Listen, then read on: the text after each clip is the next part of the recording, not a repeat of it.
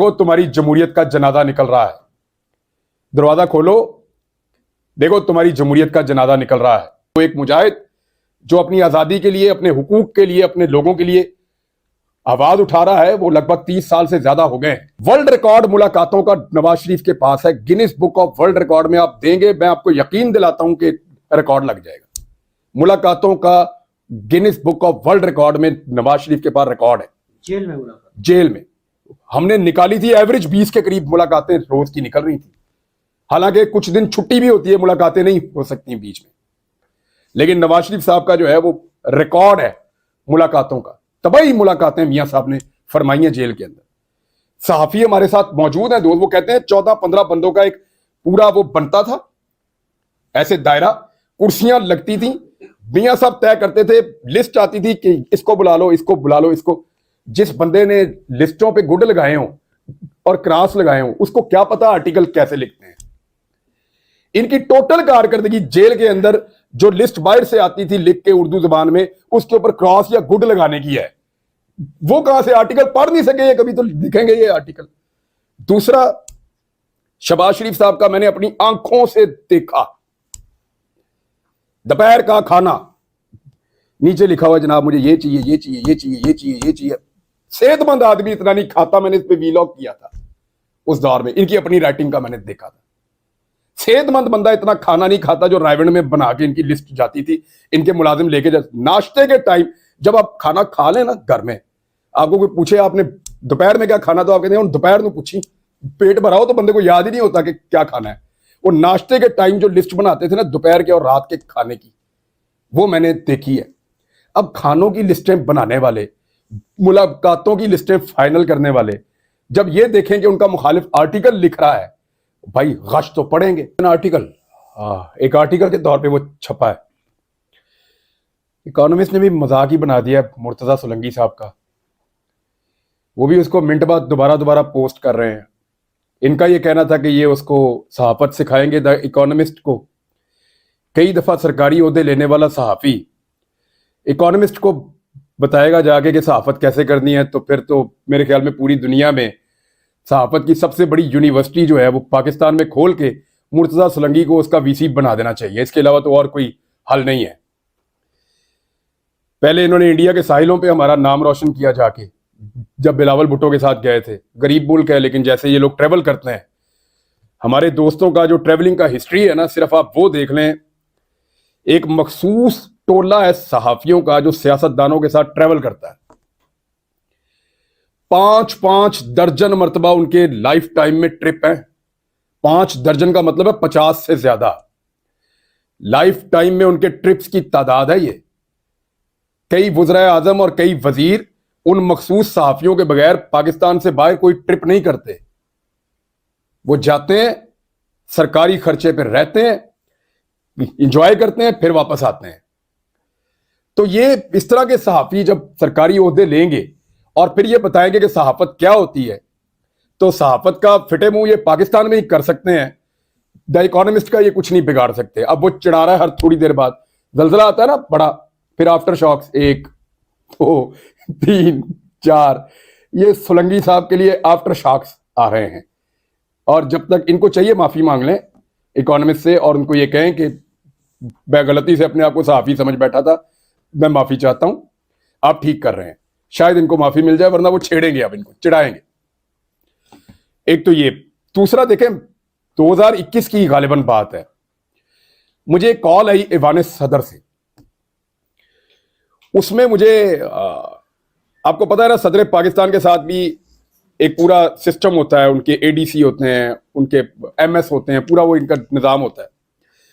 मुझे कॉल आई जी, एक किताब की तकरीब रूनमाई है, तो आपने ईवान सदर तशरीफ लाना है और उसमें आपने कोई बात भी करनी है। आपने मेरी एक तकरीर सुनी होगी जिसमें मैं कह रहा हूं कि देखो तुम्हारी जमहूरियत का जनाजा निकल रहा है। दरवाजा खोलो, देखो तुम्हारी जमहूरियत का जनाजा निकल रहा है। उसे लगता है कि उसकी आवाज को, उसके ख्यालात को बांध के नहीं रखा जा सकता, बड़ी बड़ी फसीलों के पीछे उसकी सोच को कैद नहीं किया जा सकता। ये बात लोग अभी कोट कर देते हैं मुख्तलिफ पॉलिटिकल लोगों पे। एक्चुअली मैंने ये बात की थी डॉक्टर कासिम फतू के बारे में। उन्होंने एक किताब और लिखी थी। अब ये कौन साहब हैं? ये आप डॉक्टर आसिया अंद्राबी साहिबा, जो हमारी, हम उनको अपनी बड़ी बहन समझते हैं पाकिस्तानी, आसिया अंद्राबी साहिबा की बड़ी खिदमात हैं मकबूजा कश्मीर में, वहां मुसलमानों के लिए आवाज उठाने में उन्होंने बड़ी कुर्बानी दी है। उनके शौहर 30 साल से जायद हो गए नेल्सन मंडेला से लंबी उनकी कैद है। डॉक्टर कासिम फतू साहब, नेल्सन मंडेला से लंबी उनकी कैद है। यानी आप मिसालें आप छोड़ दें, आप ये मिसाल भी एक ले लें, वो एक मुजाहिद जो अपनी आजादी के लिए, अपने हुकूक के लिए, अपने लोगों के लिए आवाज उठा रहा है, वो लगभग 30 साल से ज्यादा हो गए हैं। जिस दिन मैंने वो तकरीर की थी उस दिन वो 29 साल हुए थे। आज 29 नहीं है, आज 2 साल उसको भी गुजर गए तकरीर को, 2-2.5 साल। तो वो उनको तकरीबन 31 साल के करीब हो गए हैं या इससे ज्यादा। उनकी एक और किताब, एक और मैं कह रहा हूं तो उससे पहले भी उनकी किताबें थी, भारत से ज्यादा कोई जुल्म कर रहा है पाकिस्तानियों के मुताबिक? नहीं। जो पाकिस्तानी है, हमारा ये मानना है कि अगर इस जमीन पे कहीं पे जुल्म हो रहा है किसी कौम के ऊपर, तो वो भारत कर रहा है कश्मीरियों पे, या इजराइल कर रहा है हमारे फलस्तीनी भाइयों पे। ये 2 ही मिसालें हम देते हैं ना दुनिया में। तो भारत की कैद में एक आदमी किताबों पे किताबें लिख रहा है और वो छप रही हैं, और हम अपने ऐवान सदर के अंदर बुला के उसको रिस्पेक्ट भी दे रहे हैं। कोई नहीं बोला। और भाई दुनिया लिखती है किताबें। एहसान का इंटरव्यू नहीं आप लोगों ने देखा? कौन था वो? उसका जुर्म क्या था? भाई हमने देखा इंटरव्यू, उसको राइट मिला कि वो आके अपनी बात करे। टीवी के ऊपर उसने अपनी बात की। कई बातें उसने ऐसी भी की जिससे मैं इख्तलाफ करता हूं, कई बातें उसकी अच्छी भी लग रही होंगी लोगों को, सुनने वालों को। तो वो भी तो छप गया, तब तो कोई नहीं बोला। अब जो लोग हिस्सेदार थे उन चीजों के, या जो कह रहे थे उस वक्त, अब वो सहाफी छलांगे मार रहे हैं लंबी लंबी कि जनाब इमरान खान ने आर्टिकल क्यों लिख दिया। और भाई दुनिया में प्रैक्टिस है, लिखने पढ़ने वाले बंदे लिखते ही होते हैं, लिखने पढ़ने वाले बंदे लिखने पढ़ने का ही काम करते हैं। वो यही काम करेगा, उसको आप, यानी ये तो मुमकिन ही नहीं है कि आप इंफॉर्मेशन छीन लें इस दौर में किसी से। वो अगर कैद में है, उसको इंफॉर्मेशन मिल रही है, वो उसका एनालिसिस तो करेगा। और अगर वो कुछ लिख रहा है और वो पब्लिश हो जाता है, इसमें प्रॉब्लम क्या है? क्या भुट्टो साहब की किताबें नहीं आप पढ़ते? या और मौलाना मौदूदी साहब ने जो कुरान पाक की तफसीर लिखी, उसका एक मेरे पास एक कुछ जिल्दें मेरे पास हैं, उसमें शुरू में उन्होंने कुछ लिखा। उन्होंने कहा कि मेरा ये काम बार बार रुक जाता था, तो इस मर्तबा मैं लंबा गिरफ्तार हुआ हूं, तो मैं अब यहां पे अपने इस नेक काम को बड़ी तवज्जो के साथ और गौर के साथ अब इसको कर पाऊंगा। फिर उन्होंने शुक्रिया भी अदा किया, कुछ जो मावन थे, मदद कर रहे थे लोग। मैंने वो तहरीर कहीं पढ़ी तफसीर पढ़ने से पहले। इतना नेक काम उन्होंने किया, क्या उनको कोई इजाजत चाहिए थी इस काम को करने के लिए? आप सबके अपने अपने अफकार होते हैं। नवाज शरीफ, प्रॉब्लम क्या है देखें, वर्ल्ड रिकॉर्ड मुलाकातों का नवाज शरीफ के पास है। Guinness book of world record में आप देंगे, मैं आपको यकीन दिलाता हूं कि रिकॉर्ड लग जाएगा। मुलाकातों का Guinness book of world record में नवाज शरीफ के पास रिकॉर्ड है। जेल में मुलाकात, जेल में हमने निकाली थी, एवरेज 20 के करीब मुलाकातें रोज की निकल रही थी।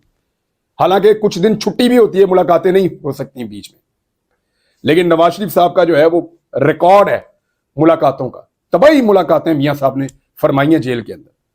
सहाफी हमारे साथ मौजूद हैं दोस्त, वो कहते हैं 14-15 बंदों का एक पूरा वो बनता था ऐसे दायरा, कुर्सियां लगती थी, मियां साहब तय करते थे, लिस्ट आती थी कि इसको बुला लो, इसको बुला लो, इसको। जिस बंदे ने लिस्टों पे गुड लगाए हों और क्रॉस लगाए हों, उसको क्या पता आर्टिकल कैसे लिखते हैं।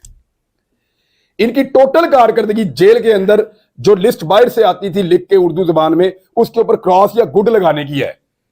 वो कहां से आर्टिकल पढ़ नहीं सके ये, कभी तो लिखेंगे ये आर्टिकल।